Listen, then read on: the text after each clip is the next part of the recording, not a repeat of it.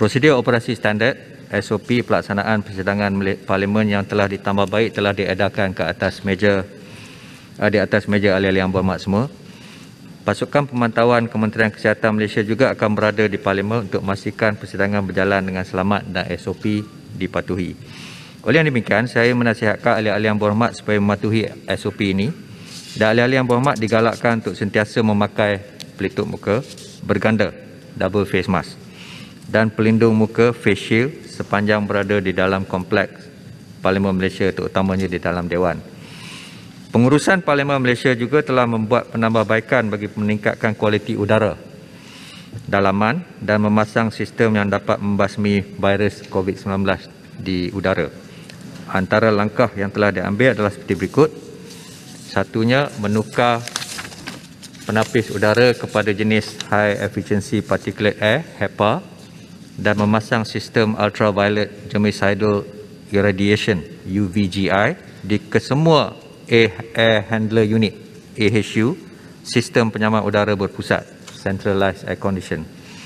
Kedua, membekalkan peralatan mudah alih UVGI, dan ketiganya memasang Nano Air Generator di ruangan yang menggunakan sistem penyaman udara jenis Variable Refrigerant Flow VRF. Saya berharap dengan penambahbaikan dalam meningkatkan kualiti udara dalam bangunan Parlimen Malaysia dan pematuhan ketat terhadap prosedur operasi standard SOP Parlimen, ahli-ahli yang berhormat dan seluruh warga Parlimen adalah dilindungi daripada wabak penyakit ini.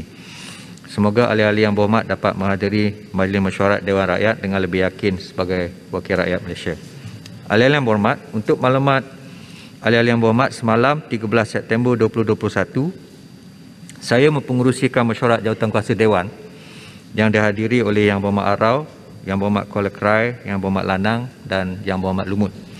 Mesyuarat ini turut disertai oleh Menteri di Jabatan Perdana Menteri, Yang Berhormat Menteri di Jabatan Perdana Menteri, Parlimen dan Undang-Undang. Dalam mesyuarat itu, ahli-ahli jawatankuasa Dewan telah bersetuju dengan perkara-perkara seperti berikut. Satu, bahawa ahli-ahli yang berhormat adalah perlu menjalani ujian RTK AG Saliva secara berkala sepanjang tempoh persidangan mesyuarat pertama ini.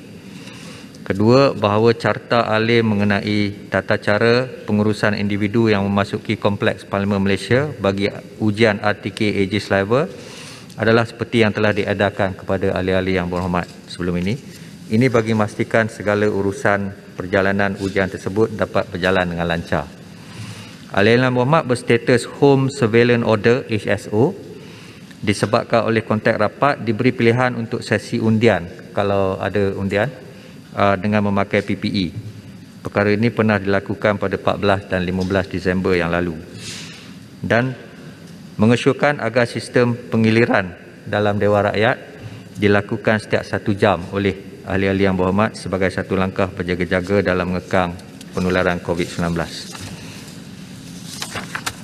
Yang berhormat semua, sembungan itu di atas meja ahli-ahli yang berhormat diletakkan surat keperluan menjalani ujian RTK AG Saliva secara berkala sepanjang tempoh persidangan mesyuarat pertama ini. Ujian ini untuk ahli-ahli yang berhormat akan diadakan di Dewan Bankuet Parlimen Malaysia pada setiap hari Isnin dan Rabu. Dan ujian pertama akan bermula pada esok, Rabu, 15 September 2021. Ujian ini akan mengambil masa sekitar 20 minit dan dibuat apabila yang berhormat tiba di Parlimen. Oleh itu, ada dipohon agar ahli yang berhormat dapat hadir sedikit awal di Dewan Bankuet bagi mengelakkan sebarang kelewatan dalam urusan Dewan. Dalam pada itu, bagi pegawai ujian ini akan diadakan di Dewan, bagi pegawai ujian ini akan diadakan di Dewan Serbaguna.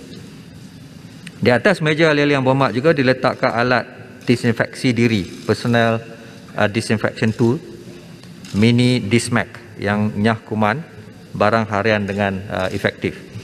Alat ini adalah untuk kegunaan ahli yang berhormat semasa persidangan Dewan berlangsung. Saya juga ingin mengingatkan kepada semua ahli yang berhormat agar tidak membuka pelitup muka semasa bercakap dan membahas di dalam Dewan. Bercakap kuat tanpa pelitup muka meningkatkan jumlah jisim aerosol yang terhasil dan selanjutnya akan meningkatkan risiko penularan jangkitan COVID-19 di dalam Dewan yang mulia ini. Semua ahli yang berhormat disiapkan untuk menarik penghadang lut sinar yang dipasang semasa duduk di dalam Dewan bagi memastikan terdapat jarak pemisah. antara ahli-ahli yang berhormat dan tiada kontak rapat antara ahli-ahli yang berhormat. Penghadang luksina ini perlu ditarik atau ditolak dengan berhati-hati dan perlahan serta tidak diberi tekanan berlebihan kerana ia dipasang untuk sementara waktu saja. Ahli-ahli yang berhormat, sama-sama kita berdoa agar wabak COVID-19 ini segera dibendung sepenuhnya dan tidak lagi memberi ancaman kepada kita. Dengan izin Allah, negara kita dapat kembali seperti sedia kala dan Parlimen dapat bersidang seperti biasa selepas ini. Sekian, terima kasih.